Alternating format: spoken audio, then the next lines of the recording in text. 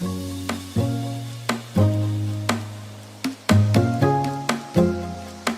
Friends, welcome to my new blog.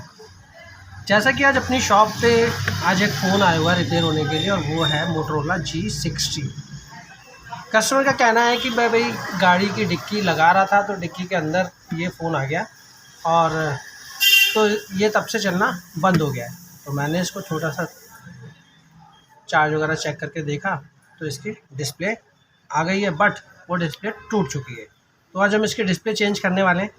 तो चलो चलते हैं और आपको भी दिखाते हैं कि डिस्प्ले मैं किस तरीके से इसकी चेंज करता हूँ।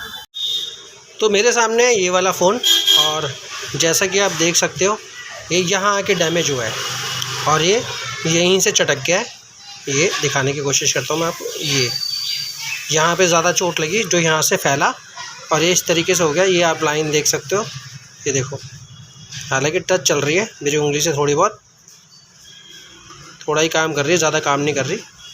और ये डिस्प्ले बिल्कुल टूट चुकी है, यहाँ से लेकर और यहाँ तक ये आधी बिल्कुल टूट चुकी है और ब्लैंक हो गई है। कई जगह ब्लर हो चुकी है, कई जगह वाइट हो गई है।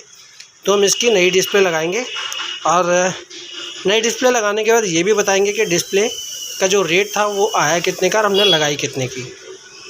तो चलिए पहले इसको उखाड़ लेते हैं, उखाड़ के लेते हैं इसको, डिस्प्ले उतारेंगे। इस फ़ोन को पहले खोल लेते हैं। खोलेंगे कैसे? बैक साइड से इसका ढक्कन खोलेगा। ढक्कन खुलने से पहले हम इसकी ये जो है सिम ट्रे, जहाँ पे सिम लगती है ये वाली, इस ट्रे को बाहर निकाल लेंगे, और उसके बाद इसके जो बैक कवर है इसको हम निकालेंगे। तो मैंने इस पिन की सहायता से सिम ट्रे निकाल ली। यहाँ मैंने सिम ट्रे रख दी है, और इसका बैक ढक्कन अभी हमने लूज़ कर लिया है। हालांकि पूरी तरीके से खुलेगा नहीं। अभी कैसे नहीं खुलेगा, इसका क्या रीज़न है? यहाँ पे फिंगरप्रिंट होता है। अब फिंगरप्रिंट का पत्ता जो है इसके अंदर टच होता है, मैं दिखाता हूँ। और इसमें सबसे बड़ी कमी है कि इसका जो फिंगरप्रिंट का पत्ता है ना, वो भी बहुत ज़्यादा छोटा दिया होता है। पूरी तरीके से ढक्कन को हम खोल भी नहीं सकते। ये दिखाता हूँ मैं आपको। ये इस तरीके से ये वाला फिंगर पत्ता है, ये वाला। अब ये इतना ही खोल सकता है, इसको ज़्यादा नहीं खोल सकते। अभी क्या करना पड़ेगा कि ये जो पूरा फ्रेम है ना, इसके चारों तरफ के नट खोलने पड़ेंगे। जब ये चारों तरफ के नट खुल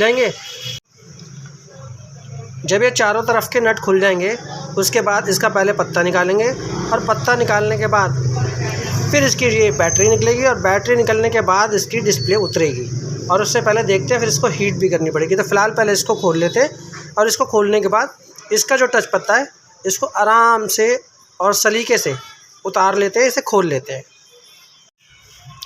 तो मैंने क्या किया, इसका ये फ्रेम जो यहाँ इस तरीके से फिट होता है इस स्क्रू के अंदर, और इसके अंदर होता है इसका ये वाला पत्ता, ये सेंसर पत्ता है। मोटोरोला ने बहुत छोटा पत्ता दिया हुआ है। हालांकि मोटो कंपनी वैसे ठीक है, लेकिन ये जो सेंसर पत्ते में ना, इनको बस थोड़ा सा पत्ता बढ़ा देना चाहिए, ताकि अगर ये कभी भी रिपेयर होने के लिए आए तो इसके पत्ते को आसानी से खोला जा सके, और ये कटे भी ना इसका कोई नुकसान हो। तो मेरे हिसाब से इसमें थोड़ा पत्ता बढ़ा दे देना चाहिए, ताकि जब फ्रेम खोलें तो इसका कोई नुकसान ना हो। तो ये हमने इसको सेंसर पत्ते को निकाल लिया। यहाँ ये हमने यहाँ रख दिया, बैक कवर इसका यहाँ आ गया, ये हमने खोल लिया है, और खोल के ये हमने यहाँ इस पर रख दिया है। तो अब क्या करेंगे, इसके बैटरी के हम पत्ते को पहले हटा देंगे, ताकि इसकी सप्लाइयाँ बिल्कुल ख़त्म हो जाए। ये इस तरीके से ये हमने हटा दिया। फ़ोन बंद हो गया होगा। तो इसकी चार्जिंग पत्ते की पिन और डिस्प्ले की ये उतार लेते हैं। ये हमने खोल दिया। खोलने के बाद अब क्या करेंगे, अब हम इसको हीट पे रखेंगे। हीट पे रखने से क्या फ़ायदा होगा? हीट पे रखने से ये फ़ायदा होगा, एक तो हम इस बैटरी को उतार सकेंगे, वो आसानी से उतर जाएगी ये बैटरी, और दूसरा क्या होगा, इसकी ये डिस्प्ले भी हीट हो जाएगी अच्छी तरह से। तो इसका पूरा फ्रेम जो है अच्छे से हीट होने से इसकी गम लूज़ हो जाएगी, और गम जब लूज़ हो जाएगी तो यहाँ है अपनी हीट मशीन। इसकी वायर कनेक्ट कर देते हैं, यहाँ पर ये कनेक्ट हो गई। ऑन कर देते हैं। वहाँ से ऑन करने के बाद इस मशीन को यहाँ से ऑन करेंगे तो डिस्प्ले में लाइट और नंबर्स दोनों आ जाएंगे। ये आ गए। तो यहाँ पे हमने नीचे टेम्परेचर सेट कर रखा है 100 का। जब ये ऊपर वाला भी 100 का हो जाएगा तब हम इसके ऊपर फ़ोन रख देंगे, और ये अच्छे से हीट हो जाएगी। और 5 से 7 मिनट तक हम इसी पे इस फ़ोन को रखे रहेंगे, ताकि वो अच्छे से हीट हो जाए। तो जैसा कि आप देख सकते हो जो टेम्परेचर है वो रेड कलर में 80 प्लस हो गया, 82, 83, 84 इस तरीके से इसका टेम्परेचर बढ़ रहा है। तो चलो फ़ोन रख देते हैं पहले हम इसके ऊपर, तब तक ये 100 हो भी जाएगा। तो ये उठा लेते हैं हम यहाँ से इसका फ़ोन और हम इसको डिस्प्ले की इस तरफ से रखेंगे, यानी हीट की इस तरफ, इस तरीके से इसको रखेंगे। अब इसको रख दिया इस तरीके से, तो इस तरीके से रखने का फ़ायदा क्या है, उधर डिस्प्ले जो टूटी हुई है सिर्फ हीट उस पर पड़ेगी, लेकिन हीट जब लगेगी तो यहाँ तक हीट पहुँचेगी, लेकिन उसमें क्या है बैटरी का नुकसान नहीं होगा, ना बैटरी फूलेगी ना उसका नुकसान होगा। डिस्प्ले चाहे कितनी भी हीट हो जाए, क्योंकि वो तो टूट चुकी है, अब तो नहीं डलेगी, तो इसलिए चाहे भले ही वो ऑलरेडी ख़राब है और थोड़ी भी ख़राब हो जाएगी तो कोई इशू नहीं है, लेकिन हमारी ये बैटरी सेफली उतर जाएगी और डिस्प्ले तो हमारी आसानी से उतरेगी। तो ये टेम्परेचर हो गया पूरा 100 प्लस हो गया, 106 दिखा रहा है। बस ये इसके आसपास 100, 110, 100, 110 ये यहीं घूमेगा और हमारा ये फ़ोन इस तरीके से रख दिया है। 5 से 7 मिनट के अंदर, 8 मिनट के अंदर ये अच्छे से हीट हो जाएगा, फिर हम इसकी बैटरी वगैरह उतार लेंगे। तो इसका टाइम हो चुका 5 से 7 मिनट का, एक बार उठा के देख लेते हैं। हल्का सा बहुत ज़्यादा गर्म है, लेकिन इसके डिस्प्ले ने जगह छोड़ दी है। मशीन कर देते हैं पहले बंद, हो गई बंद, और सप्लाई ऊपर से कर देते हैं बंद, और इसको उठा लेते हैं जहां हम इसकी डिस्प्ले चेंज करने वाले हैं। तो यहाँ ले आया हूँ और यहाँ लाके मैं आपको दिखाता हूँ, डिस्प्ले ने जगह छोड़ दी, ये डिस्प्ले पूरी निकल चुकी है। इस तरीके से इसने जगह छोड़ दी और ये बिल्कुल बिखर चुकी है, यानी टूटने की वजह से बिल्कुल फैल चुकी थी। अब हम क्या करेंगे, इसको इस तरीके से छोड़ दिया। ये पता है ये क्या होगा, ये बैक साइड पे लगा होगा। अब हम इसकी बैटरी को निकाल लेंगे, पहले मैं बैटरी निकाल लेता हूँ इसकी, क्योंकि इसको हम निकालेंगे तभी ये डिस्प्ले इसमें से अलग होगी, उससे पहले अलग नहीं हो पाएगी। तो मैंने इस बैटरी को कर लिया है लूज़। अब मैं इस बैटरी को थोड़ा सा हाथ से हटा दिया, ये हट गई। ये इस तरीके से ये थोड़ी सी बैंड हो गई है, बहुत ज़्यादा गर्म हो रही है, ये इस तरीके से बैंड हो गई है। लेकिन पहले हम क्या करेंगे, इसको रखेंगे साइड, क्योंकि अभी ये हीट ही है। इससे पहले हम डिस्प्ले का पत्ता हटा देंगे, ये वाला पत्ता हमने हटा ही दिया था, ये इसको छुड़ा देते हैं हम इस तरीके से, और इसको हम निकाल दिया इस तरीके से। यहाँ कर दिया हमने इसको साइड, और डिस्प्ले होती ये हमारे हाथ में अलग से आ गई, फट चुकी है, टूट चुकी है। तो हम इसको यहाँ साइड रख देते हैं, इसका तो कोई काम है नहीं डलेगी। और इस बैटरी को हम थोड़ा सा कैसे करेंगे, इसको हम थोड़ा दबा लेंगे, इस तरीके से दबा लेते हैं, और थोड़ा इस तरीके से दबा लेते हैं। और ये हमारे पास प्लास्टिक है, प्लास्टिक का इक्विपमेंट है, इससे क्या हम थोड़ा प्लेन कर देंगे इसके, जो इसके पेपर वगैरह हैं जो उड़ जाते हैं, इसको हम प्लेन कर देंगे। तो क्या होगा, जब हम इसको लगाएंगे ना, तो ये जगह में फिट होने के लिए परेशान नहीं करेगी, ना उठेगी ना कुछ होगा। अभी हीट है, बैटरी में पूरी गर्मी बनी हुई है, तो ये क्या होगा, ये अभी अपनी जिस तरीके से हम दबाएंगे वैसे की वैसे सेट हो जाएगी, और इसके सेल भी ख़राब नहीं होंगे, सेल इसके एज इट इज़ बने रहेंगे। बहुत लोग क्या करते हैं, उखाड़ तो लेते हैं, बस उसके ऐसे प्रेस कर देते हैं, इसको ठीक से प्रेस नहीं करते। तो कोई भी अगर काम करता हो जो अपनी फ़ोन में से बैटरी वगैरह हीट करके निकालता हो, तो जब इस तरीके से सलवट बन जाए ना, तो उसको इस तरीके से या किसी भी तरीके से जैसे उनको ठीक लगे उसको प्लेन कर दो। और प्लेन करने के बाद थोड़ा सा बैटरी को दबा दो, तो क्या है ऑटोमेटिक वो अपनी शेप में आ जाएगी, और जैसे ही ठंडी होगी वो फिर से दोबारा से हार्ड हो जाएगी। इससे क्या है, हमारी बैटरी की लाइफ भी बनी रहेगी और बैटरी भी ठीक ठाक रहेगी। तो चलो अब क्या करेंगे, हम इसकी बैटरी को हटा देते हैं इधर, और अब हमने क्या करना है, अब हमने इसमें डिस्प्ले लगानी है। तो यहाँ आप गौर से देखो कि यहाँ इस तरीके से ना गम लगा होगा, ये देखो, ये चारों तरफ गम है सारा, जहाँ पे डिस्प्ले लगेगी और ये डिस्प्ले चिपकेगी। तो मैंने क्या करना है, इसको पूरा का पूरा गम ये साफ़ करना है, ताकि जब मैं दूसरी डिस्प्ले लगाऊं तो दूसरी डिस्प्ले लगाने के लिए भी मुझे पूरे फ्रेम पे गम भरना पड़ेगा, तब जाके उस पर डिस्प्ले चिपकेगी। तो जब तक ये साफ़ नहीं होगा तब तक मैं नया नहीं लगा सकता। पुराने पे लगाऊंगा तो नया काम नहीं करेगा, इसलिए पहले पुराना साफ़ करूंगा और तब जाके इस पर नया गम मैं लगाऊंगा, और उसके बाद डिस्प्ले लगेगी।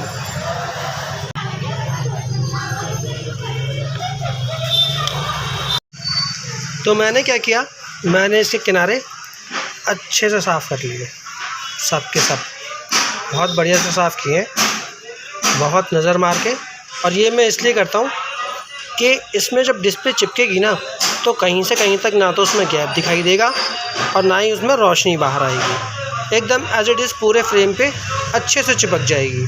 और उस साफ़ करने का एक फ़ायदा और भी होता है कि भाई अगर पुराना गम इस फ्रेम पर कहीं भी रह गया तो उसमें क्या होगा, वो वहीं से धीरे धीरे डिस्प्ले उखड़ने लग जाएगी, लाइट भी जाएगी और डिस्प्ले के जो फ्रेम होंगे, जो उसके अंदर पेपर होते हैं, वो भी फटने लग जाते हैं। तो इसलिए मैंने अच्छे से साफ़ कर लेता हूँ पूरे फ्रेम को, और पूरे फ्रेम को अच्छे से साफ़ होने के बाद ये सूख जाता है। तब जाके मैं इसमें जब नई डिस्प्ले लगाऊंगा तो इसको चारों तरफ से मैं गम लगाऊंगा, और गम लगाने के बाद तब मैं इसमें डिस्प्ले फ्रेम करूंगा। तो चलो, पहले सब हो गया साफ़, अब गम वगैरह लगाते हैं और इसकी नई वाली डिस्प्ले को फ्रेम करते हैं।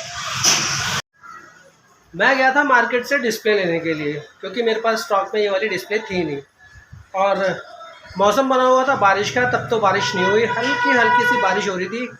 और वहाँ से डिस्प्ले यानी एलसीडी लेके जब मैं निकला तो इतनी तेज़ बारिश हो गई कि मैं पूरा भीग गया।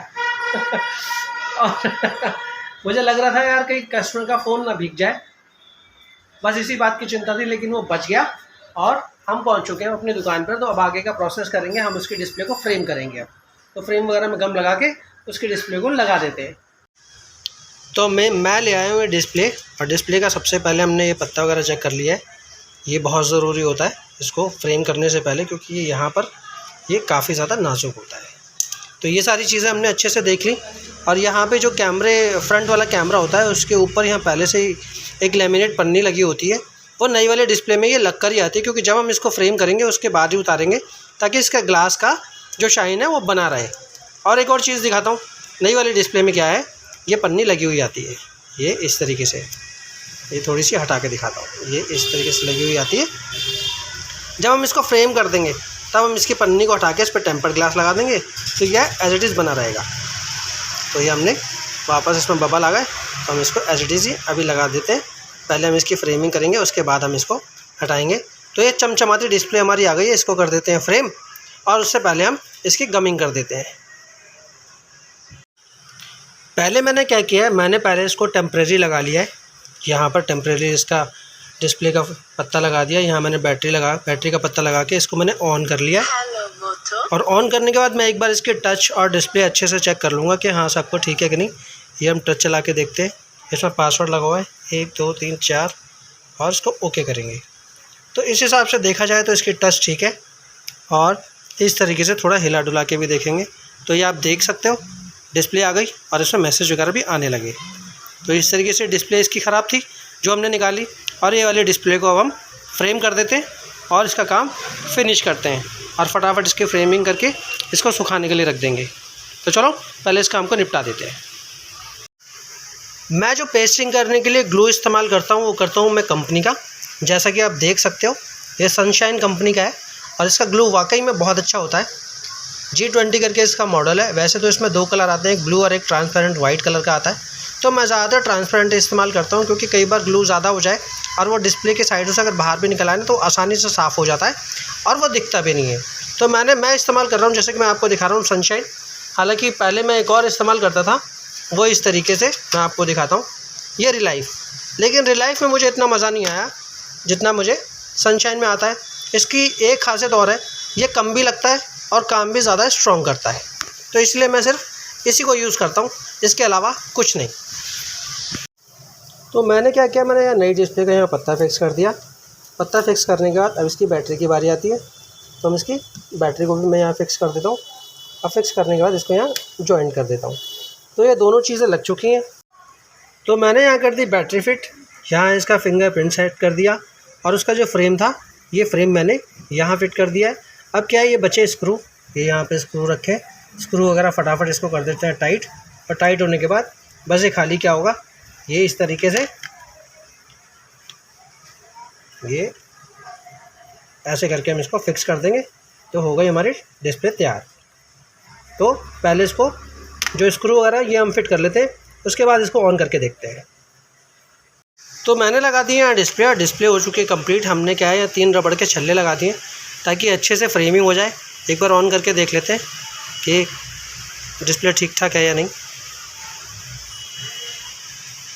ये हमारी डिस्प्ले लग चुकी है और ये भी बोलेगा हेलो मोटो।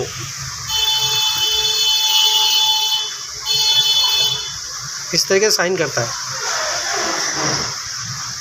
मैं यहाँ दिखाता हूँ आपको। हेलो मोटो बोला, इस तरीके से बोला। ये आ गया, यानी डिस्प्ले हमारी ठीक ठाक लग गई। अब क्या है, इसको 1-1.5 घंटे के लिए सूखने देंगे और सूखने के बाद ये अच्छे से फ्रेम हो जाएगा। तो ये था मोबाइल में नई डिस्प्ले लगाने का प्रोसेस। जैसे कि आपने देखा कि हमने पुरानी हटाई, उसको अच्छे से साफ़ किया। साफ़ करने के बाद मैंने दोबारा से नई लगाई, लेकिन नई लगाने से पहले मैंने उसको चेक भी किया। होता क्या है, अगर आप लगाने से पहले आप डिस्प्ले को चेक कर लेते हैं, अगर उसमें कोई स्पॉट, कोई इशू, टच ना चलने का अगर इशू आता है तो आप उसको रिप्लेस करा के दूसरी ले सकते हो। लेकिन अगर आपने डिस्प्ले को फ्रेम कर दिया, उसमें गम लग गया और उसके बाद ये इश्यूज़ आए तो आपकी डिस्प्ले चेंज नहीं होती। ये भी बहुत ज़्यादा इशू है। तो ये सारी चीज़ें चेक करनी पड़ती हैं। तो मुझे ये मिली 1050 की और मैं कस्टमर से लूँगा सिर्फ 1300 रुपये। तो लगा दी। लगाने के बाद मैं फटाफट ले भी आया, पहले मैं ले आया और लेकर फटाफट मैंने यहाँ पे फ्रेमिंग वगैरह पहले से साफ़ करी रखी थी, तो मुझे ज़्यादा टाइम लगा नहीं। साफ़ सुफ करने का फ़ायदा ये होता है कि पहले साफ़ सुफ कर दो, अगर आपके पास स्टॉक तो नहीं है तो तुरंत लेकर आओ और फ्रेमिंग कर दो। तो मुझे ज़्यादा से ज़्यादा 10 मिनट और लगे और इसको सूखने में करीब 1 घंटा लगेगा और उसके बाद कस्टमर का मोबाइल रेडी। तो कैसी लगी हमारी वीडियो? अगर वीडियो अच्छी लगी तो वीडियो को लाइक, शेयर और मेरे चैनल को सब्सक्राइब ज़रूर करना। अगर वीडियो आपको लगे कि कमेंट करने लायक है तो कमेंट भी कर ही देना। तो मिलेंगे किसी नेक्स्ट वीडियो में किसी नए टॉपिक के साथ। तब तक के लिए नमस्कार।